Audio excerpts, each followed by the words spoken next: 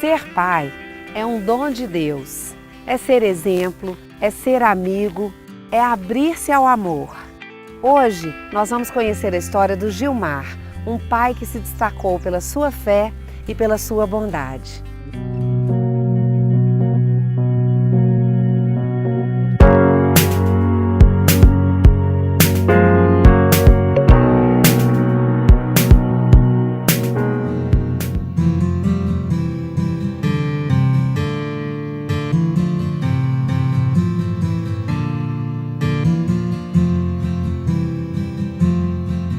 Em algum momento da nossa vida, esbarramos com pessoas que, pelo modo de viver e agir, nos leva a refletir sobre quem somos ou onde queremos chegar. Gilmar, com quem tive o prazer de me encontrar, é um homem cuja bondade pode ser vista no brilho do olhar e, como bom samaritano, exala o amor e o cuidado de Deus por onde passa. Gilmar, que prazer ter você aqui comigo hoje. Você que é casado, pai de família e construiu a base da sua família através da Igreja Católica. Certamente. Eu queria que você nos contasse a importância que essa fé, a religião teve no dia a dia da sua família, na construção mesmo, né, da sua vida com seus filhos. A gente usa o termo nasci na Igreja Católica, né? Porque os meus antepassados todos são oriundos da Igreja Católica e minha mãe, principalmente, foi uma pessoa muito ligada à Igreja Católica e nos fortaleceu muito nesse sentido. E, graças a Deus, assim foi, e eu me fortifiquei na igreja e casei na Igreja Católica, tive 3 filhos, tenho 3 filhos maravilhosos.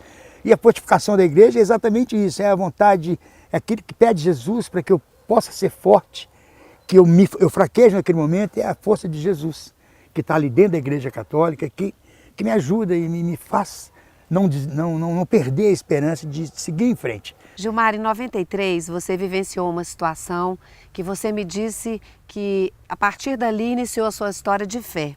Conta pra gente o que você viveu. Eu trabalhava numa empresa e numa sexta-feira nós saímos todo mundo junto para nos divertir ou para ir embora, essas coisas assim, normal em qualquer empresa. E havia uma pessoa sentada lá na parede, lá na porta lá da empresa, sentada. Normal, tudo bem, o que tem, né? Nós saímos, todo mundo saiu e essa pessoa estava lá, eu olhei, porque a minha área era de supervisionar toda a empresa, eu olhei, vi uma pessoa sentada, natural, sem problema, fui embora para casa, como todo mundo faz, trabalhava de segunda a sexta-feira. Quando foi na segunda-feira que eu retornei a trabalhar, essa pessoa continuava lá, sentada no mesmo lugar, só que aí já um pouco mais debilitada, porque ela já havia feito as necessidades dela, o pessoal colocou comida para ela, algumas coisas, e eu acho que ela não mexeu e aquilo deu bicho, essas coisas. Então já estava assim, já numa situação difícil. Eu arrumei um café, arrumei uns biscoitos, uns bolos, alguma coisa, eu só não, a comunidade que trabalhava comigo fez isso também, e nós colocamos lá, tiramos aqueles que não estavam mais, nós achávamos que já estava deteriorado, e fomos renovando com esses. Na terça-feira, quando eu voltei para trabalhar, ele já estava deitado, bem deitado e já estava muito sujo, muito sujo. Então eu comecei, naquela tarde daquela terça-feira, o meu coordenador, que é o diretor na época, ele falou comigo, olha, você dá um jeito de tirar isso daí. Ele usou esse termo comigo. E aquilo me deixou muito emocionado. Incomodado. Muito, muito, muito, muito. Eu falei, não pode. Eu tentei naquela terça-feira de conseguir tirar ele dali, na terça-feira. Mas naquela época, em Belo Horizonte, em 93, não tinha SAMU. Chamava-se assistência, nem era ambulância. Eram assistências que tinham lugares para ficar, mas era uma para atender, por exemplo, aquela região minha, uma para atender a região norte. Não era difícil, praticamente impossível da gente conseguir uma ambulância uma assistência para poder atender aquele senhor. E assim foi a terça-feira. Mas eu fiz um propósito que na quarta-feira aquela situação não poderia acontecer. Primeiro porque eu já estava sendo observado assim, pela minha coordenação, né? Já estavam me cobrando uma situação. E segundo, o lado humano. Estava difícil de ver aquilo. Então o que eu fiz? Na quarta-feira de manhã eu cheguei para trabalhar e ao entrar na minha sala eu falei, eu pedi ao Divino Espírito Santo, eu posso atender emocional. Claro, né? claro. Eu pedi ao Divino Espírito Santo que eu ia tentar arrumar uma assistência para poder arrumar, para ajudar aquele homem da situação que ele estava. Mas pedi ao Divino Espírito Santo que não fosse eu que falasse, ele falasse por mim. Porque eu não sou ninguém, ele não, ele é Deus. Então ele ia falar por mim e quem ouvisse lá não estaria ouvindo minha voz, estaria ouvindo a voz de Deus. Que bonito. Então assim eu fiz. Eu entrei na minha sala, peguei o catálogo e fiz ali, procurei onde é que tinha alguma ambulância e achei uma ambulância. E liguei. Imediatamente eu liguei. Me atendeu um senhor que se identificou Cabo, eu não me recordo o nome da pessoa, mas Cabo fulano de tal. Ele me atendeu e falou comigo que, pois não, o que você está precisando?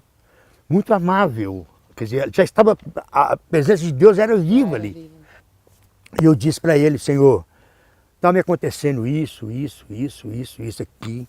Ele até perguntou, que endereço que é? Tal lugar, assim. Ele virou para mim e falou assim, meu amigo, aonde que nós vamos arrumar uma assistência em Belo Horizonte para te atender aí uma hora dessa, numa quarta-feira?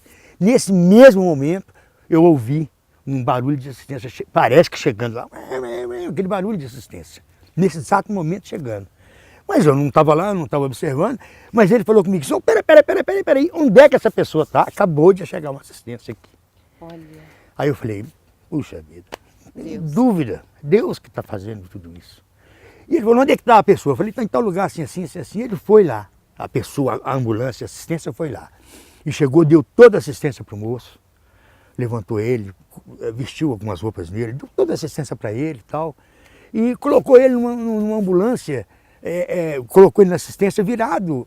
Ele ficou deitado assim, com o rosto virado para a porta da ambulância. E esse senhor ficou virado para mim. E do momento que ele deitou, que eu achei ele lá na sexta-feira até essa terça-feira, ele não tinha falado uma palavra comigo. Eu ia perto dele, perguntava para ele, rapaz, como é que você está? Você está sentindo dor? Não respondia. Absolutamente nada. Absolutamente nada. E nesse momento que ele virou, que o moço virou assistência e botou ele virado para mim, que eles iam sair, eu pedi a Deus, no meu coração, falei, Senhor, cuida dele. O senhor sabe, a gente ainda consegue viver, andar para lá e para cá, e ele não, ele está completamente perdido, né? Mas o meu coração falando assim para mim mesmo, né? Aí ele virou para mim e falou assim, eu sei, meu filho.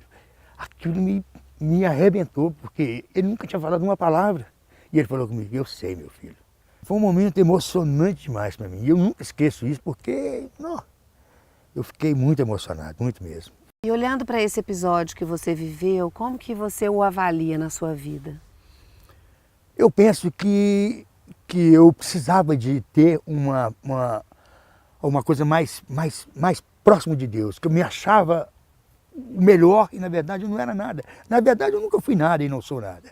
Mas naquele momento, naquela minha vivência, daquela época, eu precisava de ter um fortificante. E esse fortificante foi Deus, que falou comigo, não, você não é essa bola toda não, você se acha, você é como qualquer um. Mas eu vou fazer você passar por uma situação que você vai ver realmente, você vai principiar de um grãozinho de areia o que é ser humano com outro ser humano.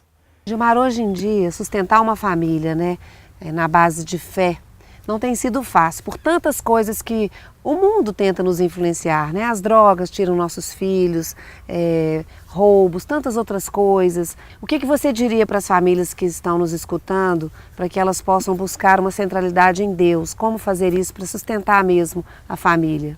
Se Jesus não estiver no contexto, no meio, na frente de tudo, você não consegue nada. Nem bem criar sua família e nem bem viver no seu casamento. Que é o que você promete lá quando você está no altar. Vou viver para alegria, para tristeza, os filhos que me vierem serem dados por Deus. Nada disso acontece, tudo começa ali. E você leva para a sua vida e vai viver aquela luta, é uma luta, mas é uma luta com Cristo. E Cristo não vai te abandonar nunca. Essa que é a grande verdade. Eu peço muito a essas famílias que, por motivos afins, que estão no mundo aí, que não acreditam nisso, passem a tentar acreditar nisso. Passe a tentar acreditar. Vocês vão ver que a diferença é da água para o vinho. Obrigada. Nada. Que Deus te abençoe, que você continue sendo mesmo instrumento de Deus na vida das pessoas e das famílias. Que assim seja. Histórias como a do Gilmar me deixam admirada com a beleza do ser humano. Quando nos deixamos guiar pelo amor, quando depositamos nossa fé no Cristo Salvador, nos tornamos pessoas melhores.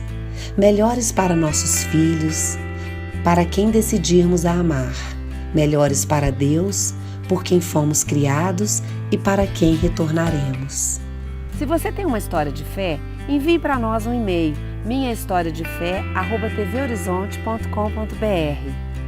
Até o próximo programa, eu espero você!